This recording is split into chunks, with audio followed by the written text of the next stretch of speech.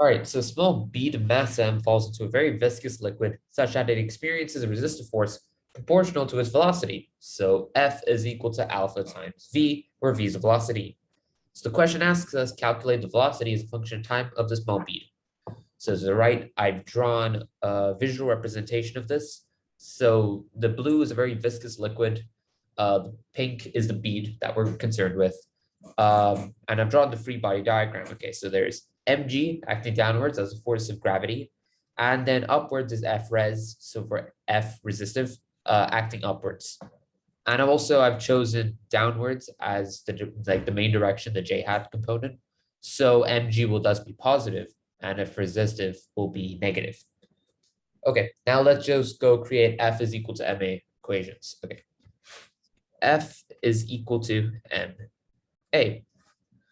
All right, so let's look at the forces here. As seen below, we have mg and F res. Mg is positive, so we can write that here, mg.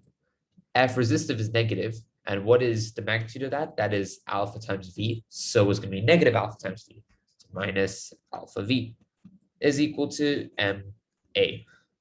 Now you will know from just basic one-dimensional kinematics that a, your acceleration, is your instantaneous change in velocity, otherwise known as dv dt, the derivative velocity. So I can replace a with dv dt. Okay, now over here, I have a linear homogeneous first order differential equation. So what should we do? Well, first let's divide through m. So we get that dv dt is equal to g minus alpha over m times velocity. Okay, now let's try to create a separable differential equation and then from there integrate both sides, because that'll probably be easier than trying to use the long way of kind of getting the integration constant, creating this into q of x, p of x, using the formula for linear homogeneous differential equations when it's clearly easier to solve it by separating the differentials. If you want to, you will probably get the same answer, but this is a much easier method and you're less prone to make mistakes. So I'm going to do it that way, separating the variables. Okay, so we get that dv over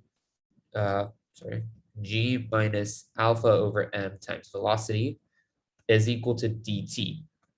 Okay, all I've done is I've just divided and multiplied through by both sides. Okay, now from here we can simply just integrate both sides. Okay, all we'll have to do is just a little bit of a substitution to clear up this denominator, because it's quite it's not a friendly denominator. So integrate both sides. Now let's look at our starting velocity. Our velocity initially is just v is equal to 0 because we've just dropped it in there. So we can say that this is from v is equal to 0 to just any arbitrary point in time v of t. So v of t. To some people, you might not like how there is v at the top, v at the bottom. You could put a dash on every v's inside the integrand, because dv is a dummy variable. So just to differentiate between v of t up top and dv over here inside the integrand. But you don't have to. Similar over here, how the time goes from t is equal to 0 to some arbitrary point in time t. You might not like how there is dt over here and t as one of our limits. So you could just put a dash on top of it just to specify and make it clear that these are different, and just make your working out a bit nicer. But you don't have to. So for the sake of this, I'm just gonna cross that out. Just note that they are a little bit different. But you do you when you're doing your own calculations.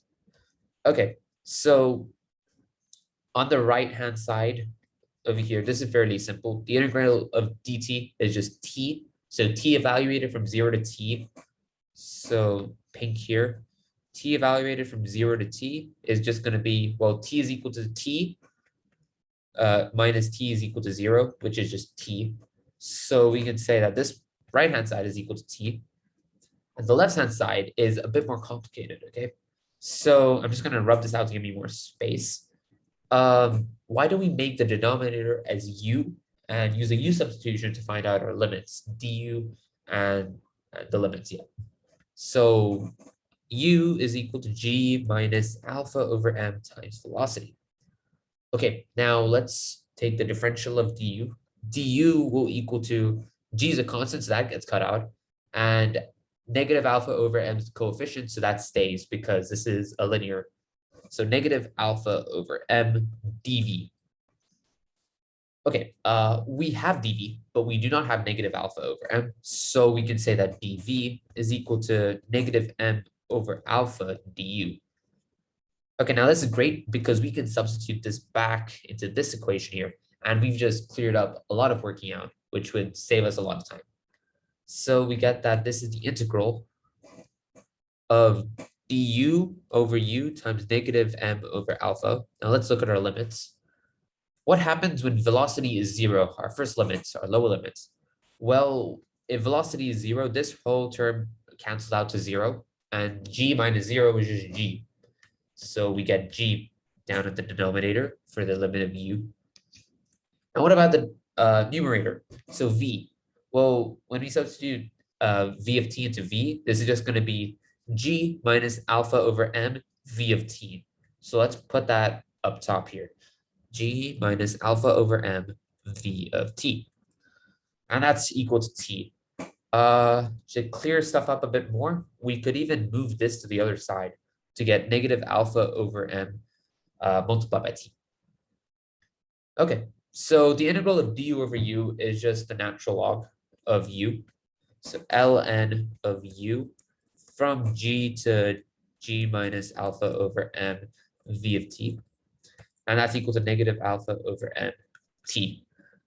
Now let's substitute into u. We get that this is ln of g minus alpha over m v of t minus natural log of g. However, due to laws of natural logarithms, what we can do is we can just divide the first natural log by the second natural log. So we get that this is, in short, natural log of g minus alpha over m v of t over g. And if this is unfamiliar to you, I suggest reviewing your logarithm rules. It's a fairly simple logarithm rule. If you have two logarithms and you're adding them both, you can multiply the two inside. And if you're minusing logarithm a from logarithm b, you basically get logarithm a over b. Okay, and this is just equal to negative alpha over m t. Okay, now that we got the calculus out of the way, why don't we do some basic algebra to manipulate this to find v of t? So how do we get rid of this ln? Well, pretty simple. Another logarithm rule is we exponentiate both sides by e. So e to the power of ln of anything, that cancels out to make the anything inside the logarithm. And this stays as, this right-hand side stays as this. So we get that g minus alpha over m v of t times g is equal to e negative alpha over m t. Let us multiply by g both sides. So we get that this term here is equal to g times this exponent here. Another thing let's do is let us isolate negative alpha over m v of t. So we get that alpha over m v of t is equal to g minus g. Let me make this more clear. E to the negative alpha over m t. Okay. Also, alpha over m v of t, I can bring forward a g to get, my bad, sorry.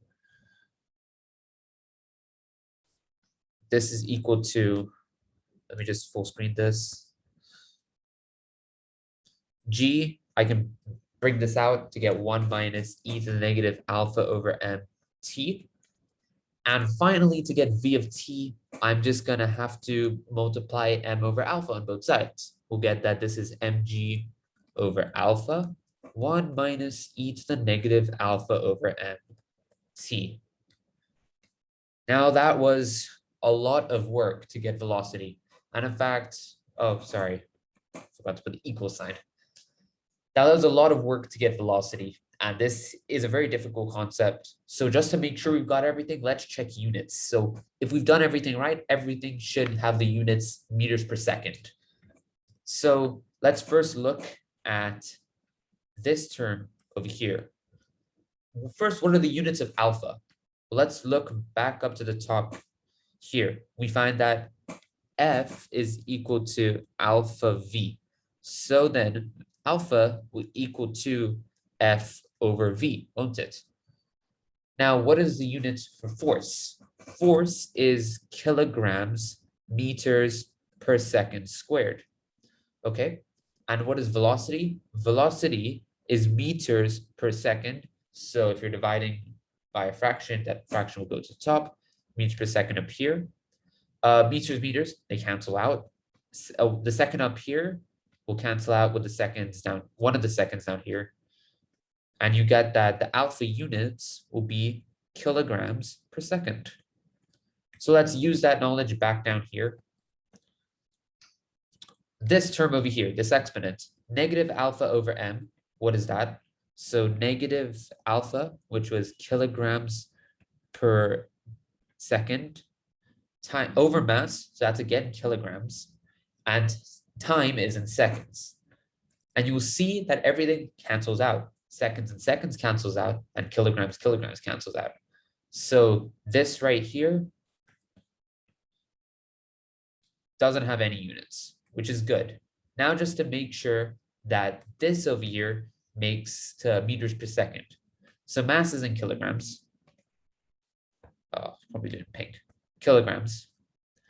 G is acceleration, so you get meters per second squared. And what is alpha? Alpha is kilograms per second. Now, we will see that this does make meters per second.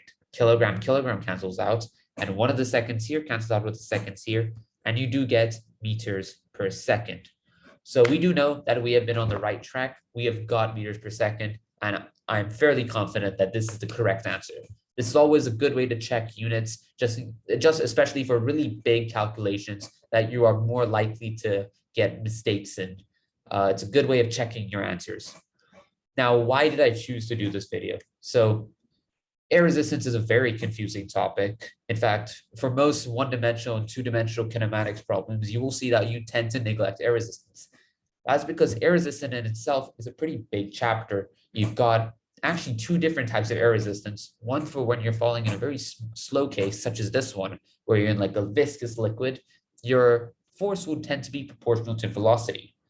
And the second one is in a really high-speed case, maybe when you're free fall, parachutist, skydiving.